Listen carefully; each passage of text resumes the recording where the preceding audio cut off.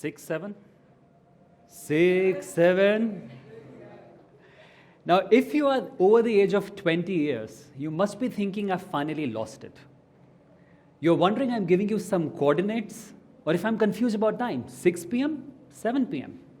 But if you're 12 years age, 15 years age, you just got a surge of dopamine, and even an urge to shout it back. In 2025, dictionary.com did something they've never done before. They've named a number the word of the year. Like, not a word with the definition, but a number, 67. Precisely, 67. This was also featured on the Google most trending list of searches of 2025. And let me tell you today what it means. It means nothing. Absolutely nothing. It all started with a drill rap song, and then it collided with the height of an NBA player. And then this teenage boy, now famously known as the 6'7" boy, he shouted out in a camera at a basketball game, doing this famous gesture, the seesaw gesture. And within a week, it was not just a meme, it was an epidemic. Math teachers were reporting that they can't say the number 6 without 30 students screaming, 7. In fact, In-N-Out Burger in the US had to close down order number 67 because the resulting chaos was safety hazard. 6-7 amassed billions of views within few weeks. And the best part, it means nothing. It is pure, concentrated, high fructose brain rot. You can think about brain rot as digital sugar crash. Now, brain rot is a term emerged from the internet culture about specific type of content, which is short form, repetitive, low effort. These are bizarre pictures and videos grouped together to capture our attention, but offers no value or meaning. But consuming this type of content is not very good for us. In fact, the very makers of social media, they know this. A famous Facebook executive, a former Facebook executive, said it on a Stanford interview that he feels tremendous guilt and that his kids are not allowed to use social media. In fact, a lot of CEOs, billionaires, tech founders, they either restrict the access or they give it with a very minimal access to social media or gadgets. Yet our children use this every single day. Now, we used to worry about screen time. Well, that's a cute 2015 problem. Today, it's not about your time. Today, it's about your attention. And it is so shocking to see how these platforms are hunting for our attention by something known as velocity. But what is velocity? So in 2015, the major problem was the screen time, like how long a child is sitting in front of the screen. And as far as the screen was switched off after 30 minutes, 60 minutes, we thought everything was okay. So a kid might watch a 22-minute cartoon. That's one story. That's one pace. That's one set of characters. Our brain had time to breathe. But today, in the same 22 minutes, a child can watch on Instagram, Reels, TikTok, about 100 different clips. Now, one clip could be a volcanic eruption. The another one could be a loud noise. Clip 3, a 6-7 meme, a clip for a viral trend. So velocity means the speed at which this new and unrelated information hits our brain. And as per neuroscience, when information moves that fast, our brain simply says, I can't possibly process any of this. So let me just stop trying. Give me the next hit. Give me the next dopamine. Give me the next 6-7. And that messes up with our kids' attention span, focus, and dopamine system. I recently visited my friend's place, and that reminded me a lot about my childhood, when my parents used to call me and my brother to perform in front of the guests. Now, it could be anything, singing, dancing, whatever we were good at, whatever they thought we were good at. And for some weird reason, we used to do it. And the trend continues. My friend was showing off his 3-year-old skills of swiping the reels, using the iPads, yeah. They thought he's a child prodigy to have such huge command at technology. But look closer. Was it the child operating the phone? Or the phone remote controlling the child? And this brings us to a quiet crisis. As per Flynn effect, every generation in history has outperformed their parents' generation in terms of IQ and cognitive development. But about in 2010, researchers started noticing a declining trend of IQ, which is also known as the reverse Flynn effect, which simply means that the younger generation are displaying lower IQ than the previous generation, which is alarming. And if the trend continues, we are heading towards something known as boredom crisis. As per a Stanford neuroscientist, now this is a place where the real world achievements, they're not enough and they don't provide enough dopamine for us to feel motivated. And we can see this happening. If we take away the screens from these young children, they either behave irrationally, angrily, irritably, because they are getting dopamine from the virtual world, not the real world. So they're losing interest in day-to-day activities. Now, brain rot culture isn't a trend to be dismissed. It's a signal. It's an invitation for us to rethink that how we think about deep thinking and how we can nurture the next generation in the world of AI, and in a world that is designed to distract them. I've been working with students for the last 15 years, especially Gen Zs and Gen Alpha. And this is the first generations to have their collective consciousness curated by a machine. On paper, they have it all. They have more resources, they have more opportunities, they have the entire world's library in their pocket. But they're screaming for something more that an algorithm simply cannot provide. Back in 2020, we started working with students to help them manage the chaos of pandemic. And we wanted to understand the impact of AI and technology on their development.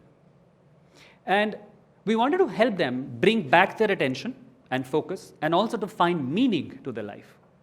And along this way, we found 4 pillars that had the maximum positive impact. And as per studies, if you use these pillars, they can have the maximum impact to help these kids thrive in the world of AI without taking the technology, but by following a systematic approach. So, let's start with pillar number 1. That's clarity. In a world of AI, if you don't have a plan for yourself, the machine will have it for you. And trust me, that's usually a dead end. As per a self-determination theory, personal development, it needs free will or autonomy. So like you decide what to do, you decide what to learn, you decide where to go. That's autonomy. And science says if you have higher autonomy, that relates to a higher self-esteem and higher sense of self. But when we indulge ourselves in constant scrolling or the constant urge to grab my phone, we are giving away our autonomy to the machine, because we are not the ones who are choosing. It's the machine choosing for us. We're just the passengers. And research says that that relates to lower self-esteem and lower sense of self. Now, when teenagers are growing, they need a positive sense of self and positive self-esteem to have a successful adult life. So to help them move away from this passive consumption to more active engagement, we need to help them with clarity, self-awareness. So think about it as building natural intelligence in the world of artificial intelligence. It's about knowing who you are, what you value, your strength, your weaknesses, your goals. Because when you have that direction, you can focus on more important things in your life. So helping students set goals and find meaning is really critical. Let's move to pillar number 2. That's consistency. In 2019, I read this amazing book called Atomic Habits by James Clear. And there was one story, rather case study, that stuck to me. This was a story of British cycling team. Up until 2003, British cycling team was very ordinary. They only had one Olympic gold medal in 100 years. And never won Tour de France, which is the most prominent cycling event. So in 2003, they hired a new coach who had a new strategy of marginal change, like small improvements. So they started out with the basic changes, like redesigning the bikes, redesigning the tires, body suits for the cyclist. But then they went ahead to do things which others would ignore. Like, what is the best massage gel for faster muscle recovery? How to wash hands properly to avoid infections. And also customizing their pillows and mattresses for better sleep. So none of these changes were dramatic. They were small, everyday changes. But the result was tremendous. Within a span of 10 years, from 2007 to 2017, British cycling team won 178 world championships, 66 Olympic gold medals, and 5 Tour de France victories. And this is considered to be the most successful run in the cycling history. Now, this made me understand the power of small, consistent effort over time can accumulate and give you massive results. So I applied this in practice. We gave our students some long-term projects, like 6 months long, 1 year long, and we asked them to do just marginal change, like reading only 15 pages a day, or spending only 15 minutes on building a skill or a project every day. And we were surprised by the results. A 16-year-old built an app for kids with autism to learn faster. Another one wrote a research paper in audio-visual assistive technologies by just following this marginal, consistent change.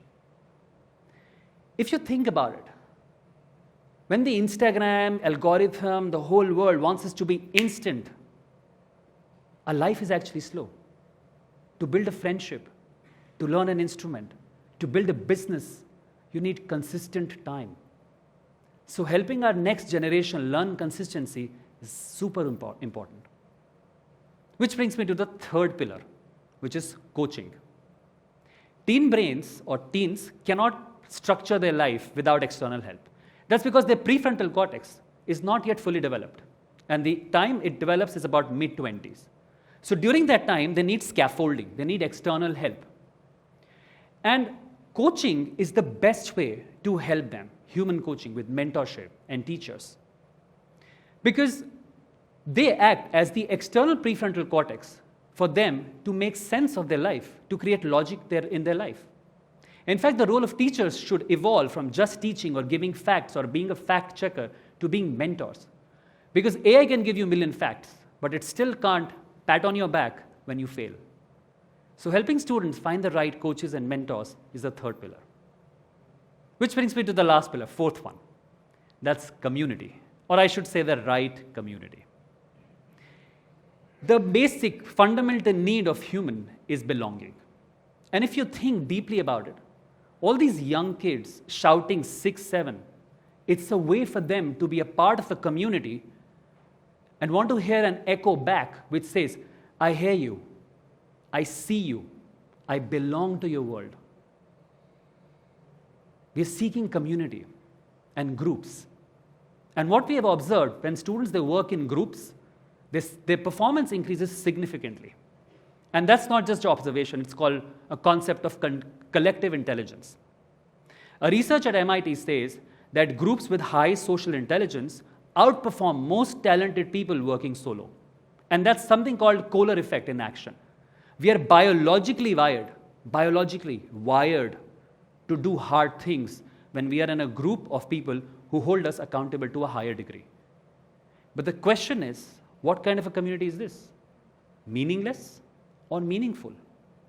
We want to help our next generation find the tribe that can hold them accountable to a higher degree than just a 7-second meme, to a higher purpose. Now, all these 4 pillars, they point to one thing. We don't need more screens. We need more us. We need more humanity. These 4 pillars are not the extra skills. These are the very foundation. And if we want our children to own their future, we need to weave these 4 pillars into the very fabric of how they learn, how they live, and who they become. In the end, I would like to say, we cannot settle for raising a generation being controlled by an algorithm or live a life curated by a machine. We should not teach them to simply follow a path or lose their identity. We should teach them that in a world where AI is becoming more human, the most powerful, radical thing you can do is be human. Let's stop creating better users for the machine. Let's start building better leaders for the future. Thank you so much.